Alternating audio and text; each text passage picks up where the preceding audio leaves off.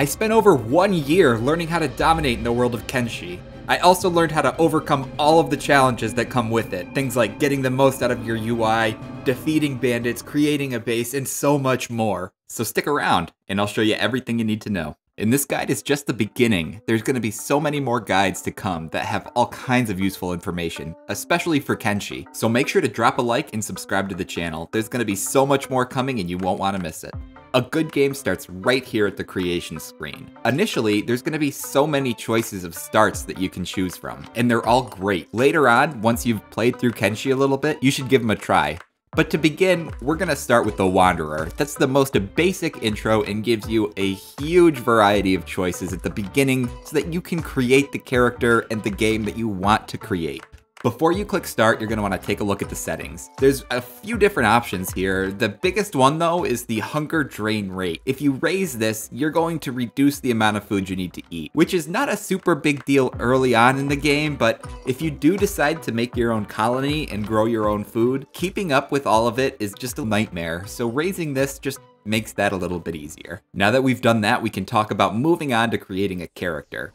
There's a bunch of different races in Kenshi, and they all have perks and they all have drawbacks. There's some that are better at fighting, some that are better at crafting, some that are better at farming, and everything in between. Let's start though with the Greenlander. These are humans that really don't have much in the way of bonuses. There's a couple here, but they also don't have drawbacks, and their hunger drain rate is pretty normal, meaning they won't chew through food. So, this is the one that I would usually recommend starting with. Now let's move on to the user interface. There's a lot to take in, but you'll be an expert in no time. Let's start on the bottom left of the screen. This is your character status. It starts with how healthy they are, what they're doing, and how good they are at doing it. Below that, you'll have your combat-related stats. This is one of the biggest challenges in Kenshi, is getting these levels up, especially early on. And later on, we'll learn how to overcome that challenge. Moving on, you've got your character's health. Each body part has its own health pool, but rather than going into each body part in detail, let's talk about the two different types there are, because at the end of the day, all 9 of these body parts fall into one of these two categories. There's the most obvious one, which are the limbs. That's the arms and legs.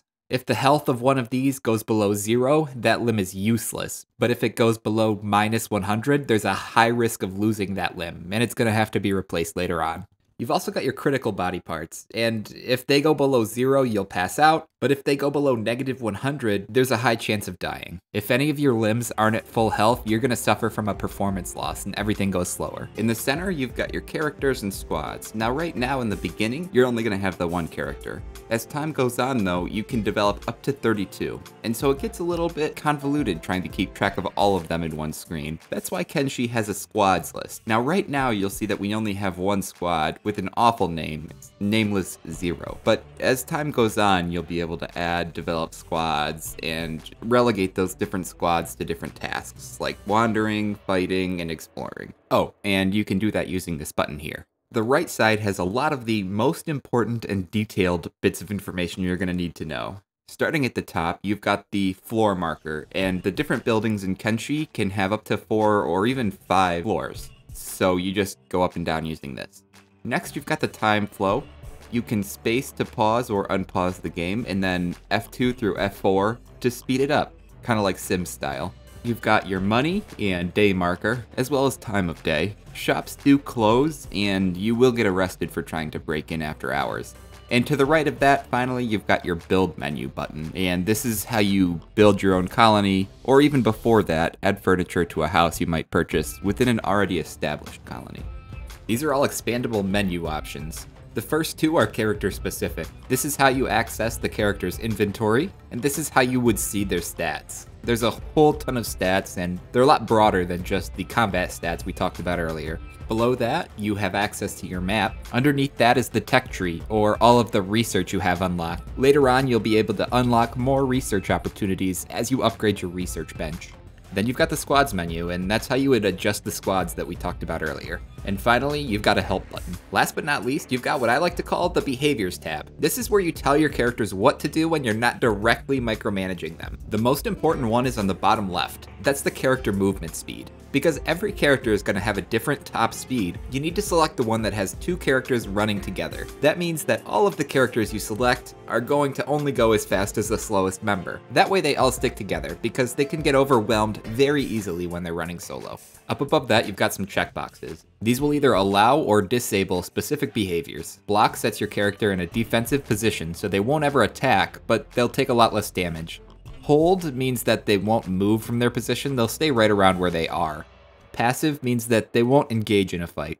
Jobs are how you tell characters to perform specific actions so that you don't have to micromanage them, like farming, mining, or crafting items. Ranged means your character will prioritize using a ranged weapon if they have one. Taunt is pretty common in video games. It tells your characters to encourage the enemies to attack that character. So if you have a character who has a lot of armor and a bunch of other characters who can do a lot of damage, you can kind of balance out the fight a little better. Sneak is pretty self-explanatory. It's what allows you to, well, sneak, but also pickpocket, steal items, break into different places. Your ability to do these things successfully improve as the sneaking skills improve.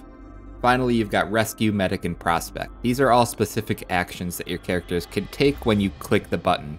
So for instance, rescue allows you to rescue characters who are laying down out on the battlefield. Medic allows you to heal characters who've already been rescued, and prospect scans the area for the naturally occurring resources you'll need throughout the game. Earlier, we talked about enabling jobs. This is where you'll find what jobs a character will do. You can schedule almost anything to be done, and it gets really useful after you start playing with time flow and more than one or two characters. When you first load up a game, spend a couple of minutes getting used to the different menus, the inventory screen, the stats screen, and then the text screen. They can all be a little bit complicated, but are really easy, and they have great scroll over functionality. So if you have a question about something, just put your mouse cursor over it. I bet your question gets answered. And speaking of the mouse, when you're actually playing the game, not in menus, the mouse has great scroll over functionality there as well. So if you're trying to find a rock to mine and you can't figure out which one it is, scroll your mouse around over the different rocks until a pickaxe shows up. During the beginning of the game, when you're still getting used to everything, scroll over everything in the game that you can. Kenshi has a bunch of hidden gems that you'll only find by doing that. And when you're wandering around, you can press the Alt key, and that'll show you all of the items laying on the ground. Anything in red is an owned item, and you will get a bounty if you take it. That should cover just about everything UI-wise, so let's move on to the game. You're gonna start off the game in a town called The Hub. It was recently destroyed and now just hides some outlaws and a bunch of broken buildings. You'll find that there's only one bar and a den of shinobi thieves, way off in the corner. With so many challenges to Kenshi, I was really struggling on where to start this guide out on, but I think we're going to head over first thing to the bar. This is where you'll find first aid kits and food, which are the two essentials that you'll need to survive your first days in Kenshi. You can find the bar right over here. It's pretty quick and easy to get to. You're gonna start the game with 1,000 cats, which is the currency in Kenshi. And by the way, in case you didn't know, Kenshi is the name of the planet we're living on. I guess it's actually a moon, but same difference. One thing you can do to get a little extra money very early on is head over to this abandoned building in the hub. There's gonna be a bunch of items on the floor that you can just pick up and sell in the bar. It's not stealing, and if you close the door in the front of the building, you can actually break into the chest behind you, steal all those items. Since nobody's there to see you, you won't get caught and you won't get a bounty. You can sell any stolen goods you have in the hub, and it's no problem. You might even find some food in there. And that's how this character went from 1,000 cats to 3,000 cats so quickly. So once you have a little extra money, you can buy a first aid kit. That's really all I would buy at this point. But when you get hungry or your hunger bar starts to fall below 250, you could definitely pick up some meat from the bar as well. Really, the only other thing I would consider buying from the bar is a backpack, and they don't always have them in stock, so if you see one, pick it up. What you're really looking for, and is considered one of the better backpacks for hauling, is a wooden backpack. They allow you to stack items. You'll see in the inventory here that you can't do that normally. These wooden backpacks allow you to put 5, 10, 15, sometimes even 50 different items on top of each other, and it gives you a lot of extra storage space. After buying all these items, you're gonna realize pretty quickly that you're running out of money. Let's talk about how to make some. Now, before somebody gets angry in the comments, I know there's a ton of different ways to make money in Kenshi. In this video, we're gonna cover the two most beginner-friendly ways to make money, but Make sure to push that subscribe button because in the future, I'm going to be releasing a video on a bunch of the different ways that you can be making money, as well as some more advanced Kenshi videos, which you're definitely not going to want to miss. So just make sure to push that subscribe button.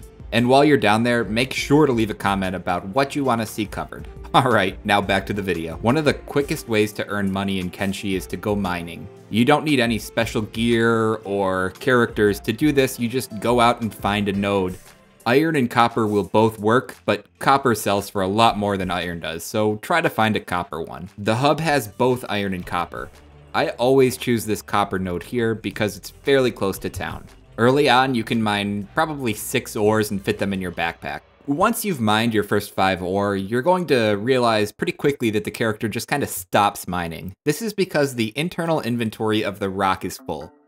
In this game, when you mine or use an item, typically it doesn't go directly into the character's inventory. It fills up the internal inventory of whatever item you're using. Whether that's a rock or a farm or some sort of crafting table, it doesn't matter.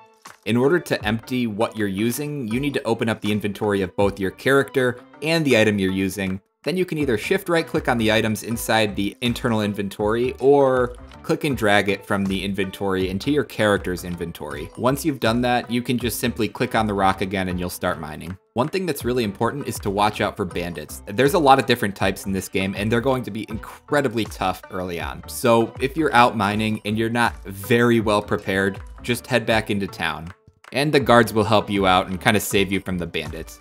This leads me into my next topic, which is combat and scavenging. Taking items off your enemies and selling it can be very valuable early on. And as your character gets stronger, you can go out bounty hunting and you can make $50,000 or even $100,000 doing that. But Kenshi isn't like most other games. When you start off, you're no hero. You're slumped over, weak, and will lose a battle against even one starving bandit. You'll see your combat stats in the bottom left side of the UI. We talked about that earlier, but at this point, everything is a level 1. You have no skills, so enemies will just steamroll over you. That leaves you with 2 options, and neither one of them involves running headfirst into a group of hungry bandits. The first time around, I would wait for the guards to take out a group of bandits so that you can scavenge them after the guards have already handled the combat. Then you can sell their staves and equipment, or upgrade yours if there are any upgrades. This is definitely viable for a while. The problem is that you're gonna have a lower frequency of scavenging events if you wait for them to get into a fight with the guards. And this brings us to combat. One of the things you can do early on is pick a fight with some hungry bandits and then run back to a city that has guards in it, like the hub. If you do pick a fight, run back to the bar. The people in there will help you defeat the bandits. You can then loot these bandits and sell their equipment right there. There's actually 3 benefits to this. The first is that you're going to start a lot more fights than would naturally occur, so you're going to have a lot more stuff to sell. The second is that getting beaten up is going to increase your toughness skill. This makes your character a lot more hardy, both in terms of how much damage they take from an attack, as well as how much damage needs to be taken before they go unconscious. If you have a light weapon equipped, your dexterity skill will be trained, and if you have a heavy weapon equipped, your strength skill will be trained. So there's benefits to growing your stats. The biggest benefit though is that you're going to get used to combat by doing this. So let's take a little bit of time and talk about combat. A lot of stuff is happening behind the scenes when you're engaged in combat. Only one character can attack another character at a time, so you can't gang up on one character and have like 7 hungry bandits attacking one dust boss all at the same time. It doesn't work like that. You can order 7 people to attack one person, but one will throw an attack and then a different one will throw an attack. So really only one person can attack another person at a time. This is helpful when you're learning because your character won't go down immediately as 7 bandits attack you all at once. There's a bunch of different types of weapons. There are ranged crossbows, but you probably won't have one yet. So let's talk about the melee weapons. There's 3 categories. There's fists, light weapons, and heavy weapons. Martial arts is a skill that becomes incredibly strong later on in the game once your character has very high level stats. Right now though, it's just awful. Don't use it. In the same vein, heavy weapons can do a ton of damage, but they require your strength level be twice that of the weapon's weight.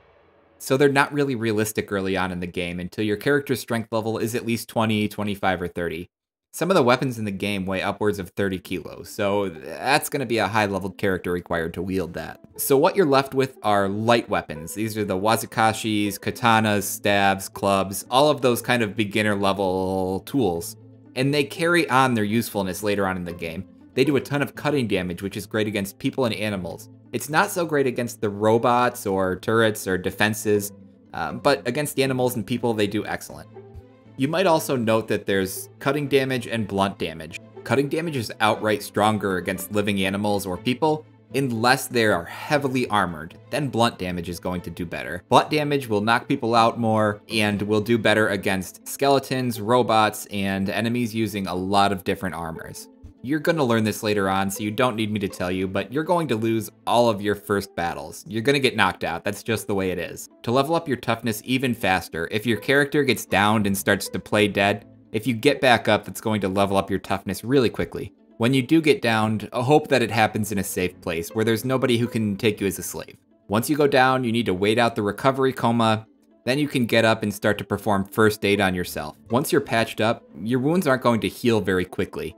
So you need to find a bed or a camp bed to heal them quicker. Camp beds will heal you at a 400% increased rate, and a regular bed will heal you at an increased 800% rate. In the starting town of the hub, these beds and camp beds are found on the second floor of the bar, and they do cost a nightly fee, but it's well worth it.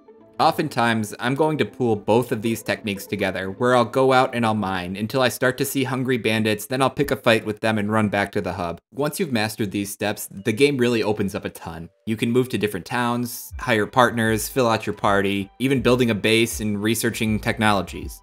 Those are all really great concepts, but they're not within the scope of this video. I'm really excited to make follow-up videos about this. The different, more advanced techniques, how to build your base, and cover all of the things that we've talked about in more depth.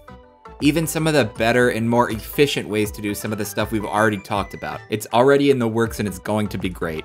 So please, make sure to like the video and leave a comment about what you would like covered. And most importantly, subscribe and turn on notifications so that you're alerted the next time one of these videos drops. Like always, there's a lot of products in the descriptions that are really wonderful and help me do what I do. So if you have any interest in finding out what those are or purchasing them, make sure to click the link down there. See you in the next one.